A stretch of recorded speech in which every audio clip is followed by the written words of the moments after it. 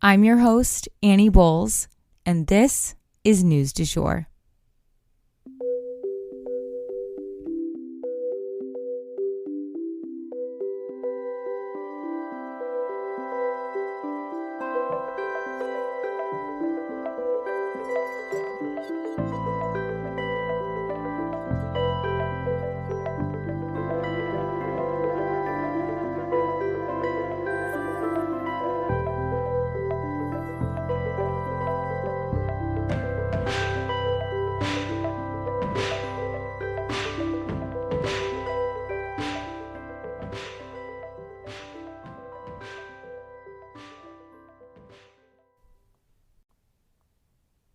Hey, you guys, welcome back to News du Jour, a calmer space to consume the news. So yesterday we promised we would start off with a story about Amazon losing $1 trillion and setting a new record in amounts lost by a company. We will cover that, but actually first, we have a quick and more important update for you guys here at the top that we need to go over first. So yesterday, we covered that Russia had struck Poland because that's how it had been widely covered in the news, and that's really what seemed had happened at the time. As we mentioned, many countries even tweeted out condemning Russia for the strikes, such as Latvia, Lithuania, and Estonia. And Poland themselves called it a Russian-made missile that hit them. But if you guys remember, we said France was urging caution to get all the facts straight before jumping to any conclusions. And they were right. It now looks like this explosion was not actually a strike from anyone, but potentially an accident, as it was likely debris from a Ukrainian interception of a Russian-made missile. Biden called an emergency meeting of the G7 and NATO leaders in Indonesia Wednesday morning. He then made an announcement that there is, quote, preliminary information that contests that it was a Russian-made missile, and it is unlikely in the lines of the trajectory that it was fired from Russia, but we'll see, end quote. He also expressed support for the investigation being conducted right now by Poland. So it seems like everyone was right to think that it was from Russia, but they were just wrong. Ukraine actually still has backstocks of Russian-made missiles from the Soviet era and ones that they've collected throughout the war. So it's possible that even if the device seems Russian-made, it could have very well been fired from Ukraine. But Biden said that he is committed to getting to the bottom of whatever happened and then determining next steps from there. We'll keep you guys posted. Back to Amazon's $1 trillion loss, you guys. So we'll swerve right back to that one and we'll fill you in on that right here. So Amazon, like we said, has now set a new record as the world's first public company to lose $1 trillion in value. This was largely driven by consumers returning to their pre-pandemic shopping habits. But other things played into the situation as well, such as inflation. People just aren't spending as much, shipping holdups due to climate, and supply chain issues. But as we know, tech is kind of suffering across the board right now, and Microsoft reported losses that were actually a close second to Amazon's, with $889 billion lost as well. So let's hope that these giants can turn things around, because as much as we all love to hate them, they do prop up our economy in a major way. And next up, we have to address the elephant in the room. Trump has announced a third run for president. Okay, so now we have to address the fact that former President Trump has announced yet another bid for office. but this time we are seeing a lot less support for him in this race. There are two other major Republican players who look like they may announce as well, Pence and DeSantis. And everyone is holding their breath. What's more, with Trump's Twitter account still on lockdown, it was a pretty quiet announcement. Several broadcast news networks even passed on covering Trump's campaign announcement. ABC, NBC, and CBS all ran with their regularly scheduled content rather than covering his announcement.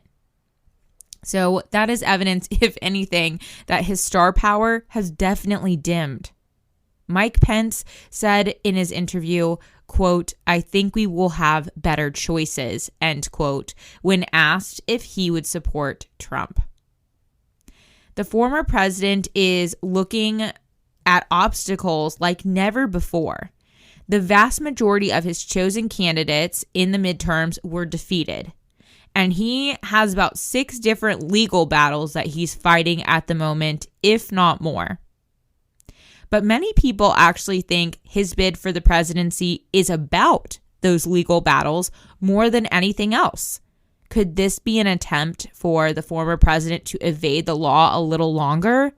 How far will he go to outrun these legal battles?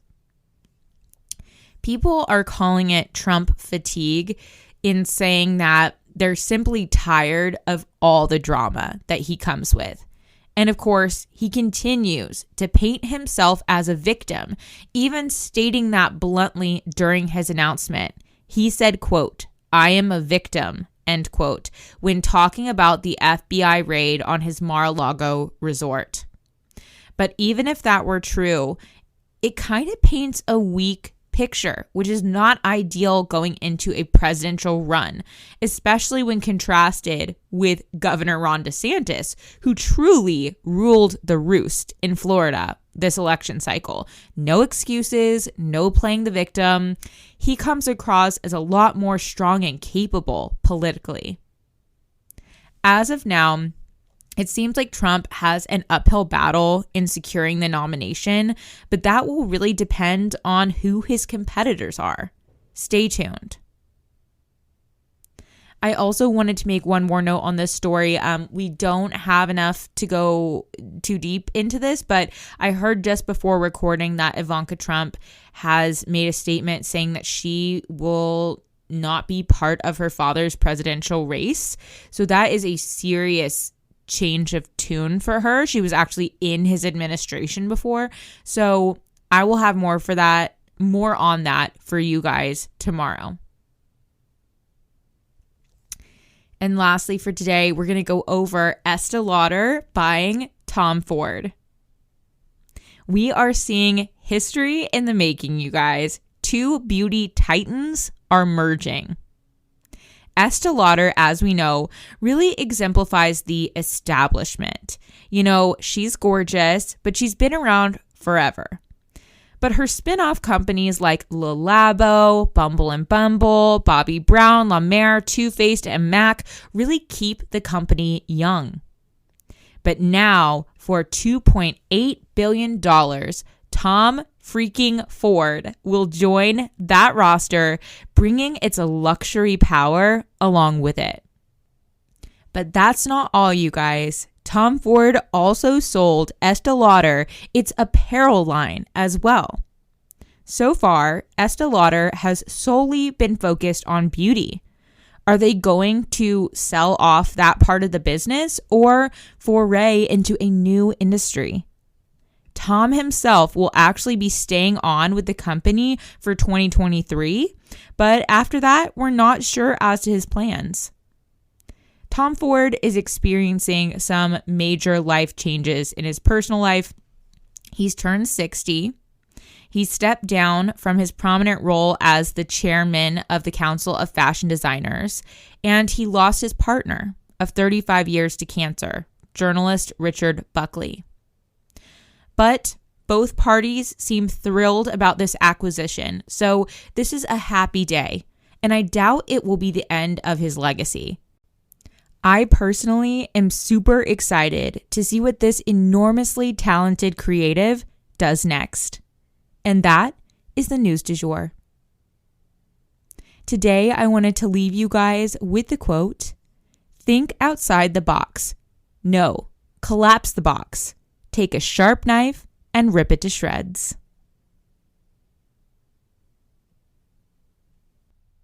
If you enjoyed this episode, please consider becoming a patron of our podcast.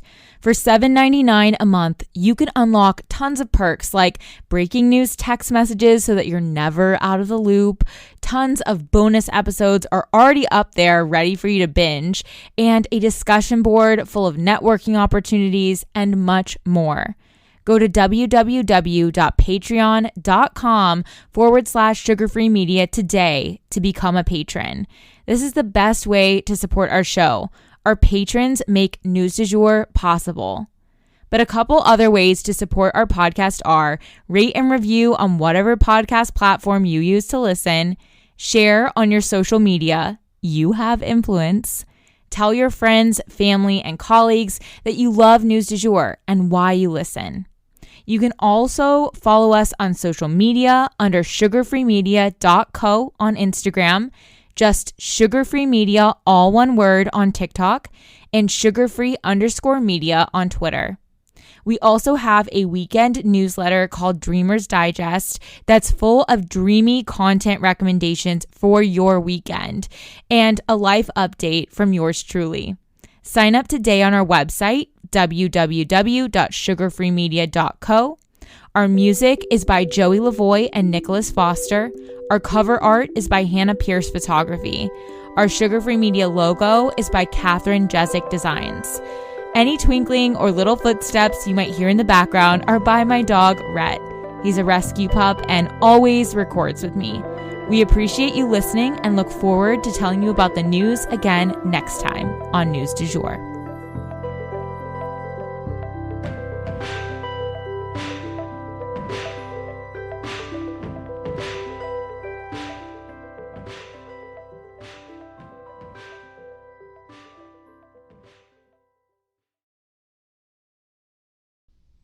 Broadcasting from Oklahoma.